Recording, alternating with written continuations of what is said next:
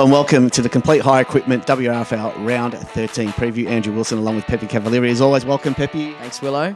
Now, before we get into the preview, let's just let you know that is the statewide Love the Game, Not the Odds themed round. It's all about not gambling on sport and loving the game and not worrying about the odds. And there is a feature match this weekend on Sunday between Tarneet and Werribee Centrals as part of the Victorian University Polytechnic Senior Women's Competition. The game will start at 2:05 p.m. at Wootton Road Reserve. So get down there on Sunday for Love the Game, Not the Odds themed round. It's a fantastic cause run by all AFL Vic and across all the competitions across the state. Sure is, Willow. Great initiative, obviously, putting more emphasis on not only winning but participation and not worrying about the odds so much. It's very prevalent in our day and age, odds on TV, betting markets for everything. So just shying away from that a little bit this weekend, which is really good cause. It is. All right, now let's get stuck into Rams Division 1. First game is Albion taking on Altona, Pepe.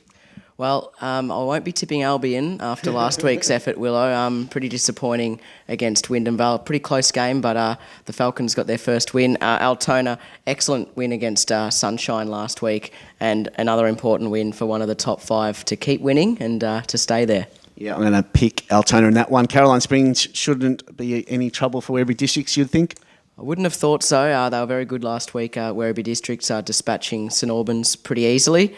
And again, one of those sides, they're on top at the moment, 2 games clear of the chasing pack, but there are 3 teams 2 points behind them, Werribee Districts, so they've got to keep winning, and they will. The next game I found a bit hard to tip. Spotswood, we saw them last week. They take on Hoppers Crossing. Yeah, they weren't great last week, Spotty. I mean, they were pretty decent for about a half, were really competitive, couldn't quite put the score on the board, and in the end Deer Park just ran away with it. They were far too good. So many injuries, the Lions, but all the inclusions are just as good, so they just keep getting the job done. Hoppers Crossing, I think at the moment their form just a bit too good.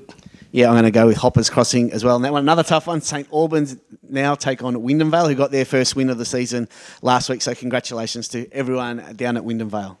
This is a really interesting game, Willow, because it has huge ramifications for who stays up next year in Division 1. If Wyndham Vale can win again, it would be 2 in a row, then it really makes things interesting between these two sides.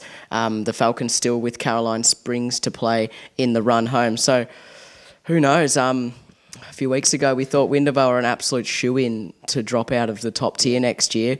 Now we're not so sure, and might be on a bit of a roll, the Falcons, and they might just get the job done this week. I'm going to go with St Albans to win that one.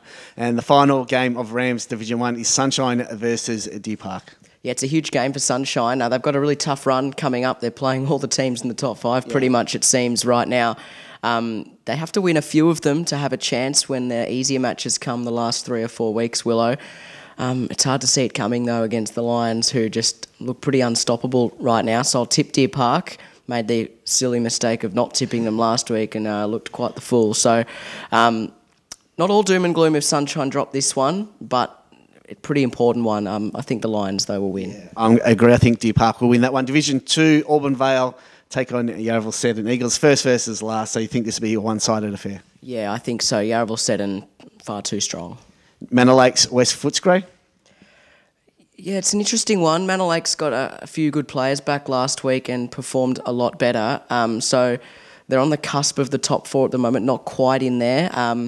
West Footscray have been pretty competitive, though, the last few weeks. They've been very good. Manor Lakes, I think, too much to play for, though. And I would expect that they can start to string a few better performances together now. Yeah, big game for Manor Lakes. If they win, they could consolidate their spot in the top 4, and I think they'll get the win there. Newport Power hosting North Footscray, who lost after the siren last week. Yeah, pretty heartbreaking result for North Footscray, a kick after the siren. So probably no worse a way to lose a game of football, I would think. Still, they're well placed. The benefit of a good start this season, they won't lose their spot in the top 3. Willow, certainly not the top 4. You would expect them to bounce back this week. Yeah, North Footscray for me as well. In the final game, Division 2, Point Cook versus Parkside. I'd expect Parkside to win this one. Yeah, I think so. Parkside. Did you say Parkside or Point Cook? Point Cook, I meant to say, sorry. So normally we don't pick those little brain snaps until after, so we got that one. I'm going with Point Cook as well, but Parkside, they're in the 4. If they win, they'll stay there. It's unlikely that a loss will see them maintain their spot in the 4 after this week. Should be an interesting game, but the doggies for me. All right, that is Division 2 now. Division 3, Point Cook Centrals hosting Laverton. Yeah, Point Cook Centrals got back to some of their damaging best last week, were far too strong for North Sunshine in the end. They won by heaps, so they should get the job done this week again. Yeah, agree there. Sunshine Heights taking on North Sunshine. Massive game this one because the loser is still in touch for the wooden spooner, unfortunately, so big game here. Well, yeah, I mean, the winner as well, mathematically still not out of the running. Sunny Heights probably more of a chance than North Sunshine. You'd expect the Dragons to win. I think they should. North Sunshine struggling a bit still. Yeah, and Tarneet take on Glen Autumn. This will be a one-sided affair. I would think so. The Titans playing some excellent football right now, probably the best in the division, I would say, at the moment, and I think they'll win. Yeah, great. And the final game is Wyndham Suns taking on Braybrook. This is our match of the day on 88.9 Win FM. Tune in from 1:30 for all the action. Who are you picking, Peppy? I'm picking Wyndham Suns. They're the best team in the comp. They're on top of the ladder. They haven't lost yet. But the last time they played Braybrook, it was a pretty close encounter. The Brookers pushed them pretty much all the way. And the challenge for them will that be their challenge for the rest of the season, is can they take a scalp from one of the top 3?